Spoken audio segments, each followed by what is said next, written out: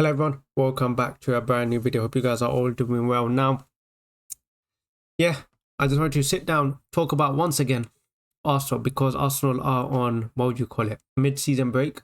We have taken a mid-season break. The players are off in Dubai to charge themselves up for what they believe a very, very important part of the season. Now, for me, of course, it's also important Arsenal have, regardless, we're still in two competitions and we need to finish strong. But yeah, man, this season has just so far just been terrible. It's just been disaster after disaster after disaster. Injuries, inconsistent form, inconsistent players. I mean, I don't even know where to start. This season has just been nothing short of terrible. The injuries as well just highlights how poor this transfer window, especially the summer window, as well as the winter window, has been for Arsenal. You know, when the season began, I had high hopes, especially after how the season ended. I was thinking to myself, yes, we didn't strengthen as much as I wanted to, as much I think as Arsenal needed to. And for me, it was clear. One position was clear. Arsenal needed a forward. For me, it was still a striker. But of course, I would have taken a winger. The truth is, Arsenal didn't strengthen enough. And you look at the summer window. The summer window right now, of course, with hindsight, it's a 3 out of 10. Honestly, the only signing that really did something was Calafiori. Apart from that, the rest of them, Mikel Merino, Sterling, Neto, like that summer window was really, really poor. And I don't know what the excuse was. Maybe the manager thought they could get away another season without having a striker, but it's really cost us. And they had a chance to rectify in the January transfer window. Yes, and I know a lot of people are going to say, oh, well, January transfer window is hard to, get the signings you want. Okay, but there were some top players that moved in January. You look at that Napoli player, I don't even want to butcher his name. He left to PSG. You're telling me he doesn't get into the team? He easily gets into the team. There was a player like Kolo Muani on loan you could have got. Tell on loan you could have even got. You went and get Watkins. We all know what that Watkins deal was. It was just a PR stunt, because why would you go sign him at the end of the window? There's a lot of players on the market. But ultimately, Arsenal decided, and the board and the manager decided that they want to take the risk and play on, which is fine. That's your decision, and you have to stick by that.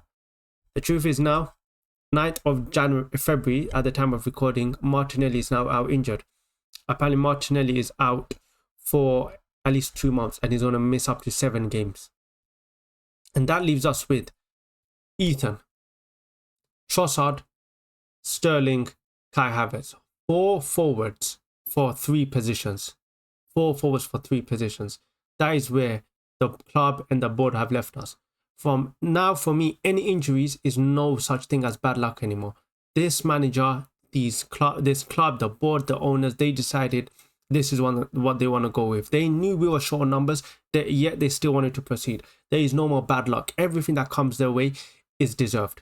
In terms of injuries, this is all on them. This is their fault now. There's no more bad luck, because they know we were short on numbers. Every single fan knew we were short on numbers, but the club still wanted to proceed. Now, the issue with that is, not only are we short on numbers, the fact is our attackers are simply just not good enough. That is, our attackers have moments, some moments here and there, but consistently, they're simply just not good enough. They don't create enough on their own. They're too predictable sometimes, and we're just not clinical enough. And that is a big risk they took, because their excuse was, or their justification was, they don't want to bring anybody. They don't want to bring anyone special. They have high standards when it comes to transfers, okay? Very, very high standards when it comes to transfers. But they would go and sign Raheem Sterling on a loan, or they will go sign Mikel Merino. A club with such high standards on the transfer window will go then sign these flops. Flops is a cruel word. These average players. That's what, for me, doesn't make sense. How can you put out to the media that, you are the transfer window is so strict, and you have such a strict transfer policy that player has to be the right player, the right body, but then at the same time contradict yourself and go sign a Raheem Sterling, who was good 5 years ago, not good enough now. Mikel Merino, I've always said he's a brilliant technical player. I believe he's a brilliant technical player, and for some reason, For a player that's not so technically good, he has not once started in a big game. He's only started once, and that was against Liverpool. The rest of them, clearly Arteta doesn't trust him enough.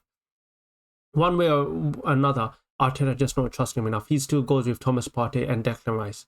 And that is damning. That is honestly damning, that the fact you spent £30 million or something on a midfielder who only had 1 year left on his contract. We could have signed him this summer and we would have had no competition. You spent £30 million chasing this midfielder from Real Sociedad and you don't even start him in big games. Not only that, you were advised against the signing. You were literally advised against the signing that there is a chance that this player might not fit the style, but you wanted to go with him.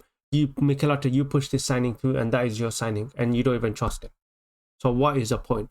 And now we're trying to go sign Zubimendi. We have given Real Sociedad about £90 million.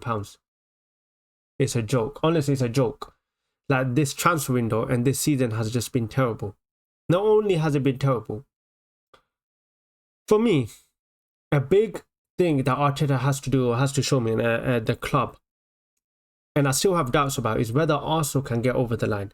We went over the line once since Arteta's been here, and that is the FA Cup.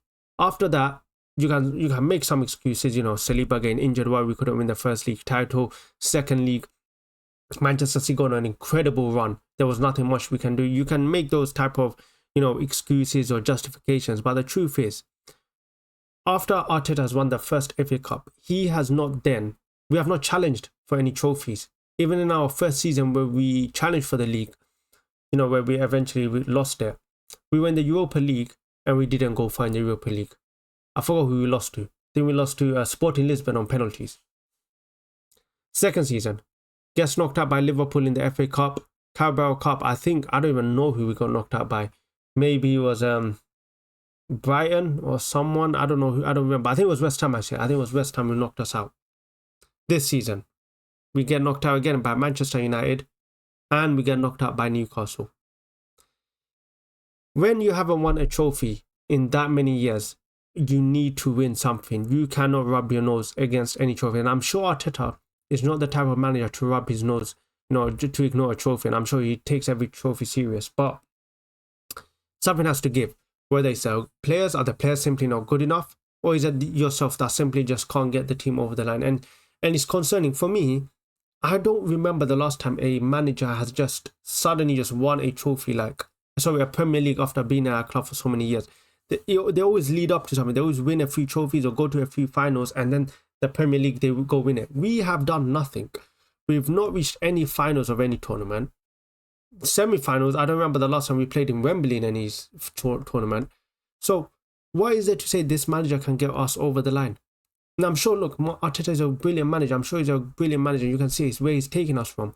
And a lot of fans will say, look where he's taking us from, which is right. But when is he expected to deliver? When are we able to ask him to deliver us a trophy? We praise him, the media, all the Arsenal, they all praise about how much of a good manager he is, how smart he is, how what he's taking us from. But at the same time, shouldn't there be an expectation for us to win a trophy? For me, minimum, we needed to win a trophy this season. Whether it was the FA Cup or the Carabao Cup, we needed to win a trophy. Because we are, for as good as we have been in the last 2 seasons, we have nothing to show for it. And this season, for me, was honestly the season to win the Premier League. With Manchester City now gone, the excuse was, a lot of fans used to say, even myself, this was honestly the season to win the Premier League. Manchester City going through a rebuild. Liverpool just got slot. And as good as they have been, they have dropped a few points. And Arsenal really should have taken advantage of it. And honestly, we really missed it. We really missed the Premier League this season. For me, whether we win the league, for me personally, I think the title's done. I could be wrong, and I'm sure a lot of fans may disagree, thinking that the Premier League title race is still there. But for me, man, Liverpool will drop points 100%. But equally, Arsenal will drop more points, or they will drop just as many points. And 9 points gap is too big, or 6 points gap, whatever it is. I think it's too big. And that's what it is. I just think that Liverpool have put themselves in a position where they can afford to drop points. And because of the gap they have, that they don't have to worry about being punished. Honestly, Liverpool have dropped enough points where if Arsenal won the games, we could have been right up there. But equally, we dropped points. And yeah, man, like I said, it's just been disappointed. It's been disappointing. Let's just hope that when the players come back, they come back with some fire, you know, some motivation. I mean, I guess the positives are that we played like 9 games in January. I think the players are very tired. And I think I saw something like from now till April or something, Arsenal only going to play 9 games. So maybe that could come to Arsenal's advantage, less games, because some of our players are done. Like you could see Kai Havertz falling on the floor after games. Declan Rice probably needs a break. Martin Odegaard maybe needs a break. Our centre backs need breaks. I think a lot of our players, Timber needs a break of how many minutes he's been playing, especially after an ACL injury. I think maybe the team just needs a break, and maybe the Dubai trip can help us like it did last season. But for me, I'll be honest, I think a lot of Arsenal fans don't get too what's the word, hyped out about this, you know, Dubai trip, because you might be disappointed. Maybe it was just a one-off season. Look at last season compared to this season. Last season we had Saka. This season we don't have Saka, and he's a big integral player to the way we play. He's one of those players that can create magic, and this season, in one of the most crucial part of the season, we don't have him. But yeah, look, there's still a lot of games. Anything can happen. Anything can change. But you look at the transfer window. You look at the team. How can you blame anyone for not feeling confident or not feeling positive about this season? Like, there's only 2 trophies that's left to us: Premier League and Champions League. Champions League, I believe there's no point worth even talking about the Champions League.